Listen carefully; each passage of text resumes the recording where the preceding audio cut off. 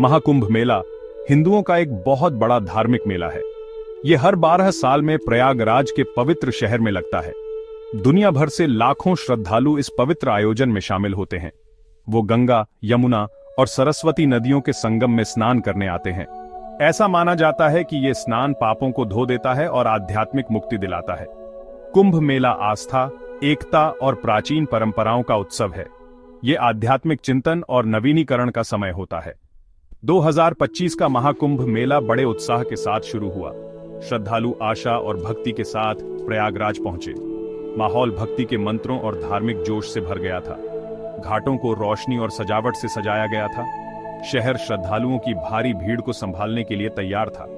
लेकिन एक दुखद घटना ने इस शुभ अवसर पर छाया डाल दी। 29 जनवरी 2025 को संगम घाट पर एक भयानक भगदड़ मच गई। ये मौनी अमावस्या के स्नान के दिन एक महत्वपूर्ण दिन पर हुआ। लाखों लोग पवित्र जल में डुबकी लगाने के लिए इकट्ठा हुए थे। भीड़ आगे बढ़ी और बैरिकेड्स टूट गए। लोग कुचले गए और रौंदे गए, जिससे भगदड़ मच गई। इस भगदड़ में कई लोगों की जान चली गई। इस अफरा तफरी में 30 लोगों की मौत हो गई। 60 अन्य घायल हो गए। इस घटना ने वहां मौजूद लोगों को झकझोर कर रख दिया। जैसे ही इस दुखद घटना की खबर फैली, उत्सव का माहौल गमगीन हो गया। सरकार ने इस संकट से निपटने के लिए तुरंत कार्रवाई की। मुख्यमंत्री योगी आदित्यनाथ ने जान गंवाने वालों के लिए गहरा दुख व्यक्त किया।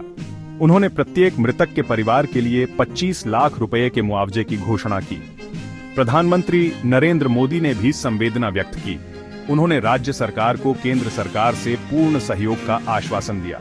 मेडिकल टीमें सहायता प्रदान करने के लिए घटना स्थल पर पहुंची। घायलों को तुरंत नजदीकी अस्पतालों में ले जाया गया। भगदड़ में घायल हुए लोगों का इलाज करने के लिए डॉक्टरों ने अथक प्रयास किया। गंभीर रूप से घायल कुछ लोगों को विशेष इलाज के लिए लखनऊ और दिल्ली के अस्पतालों में एयरलिफ्ट किया गया।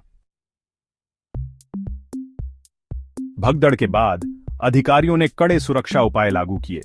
पूरे मेला क्षेत्र को नो व्हीकल जोन घोषित कर दिया गया। तीर्थयात्रियों की आवाजाही को नियंत्रित करने के लिए वन वे रास्ते बनाए गए।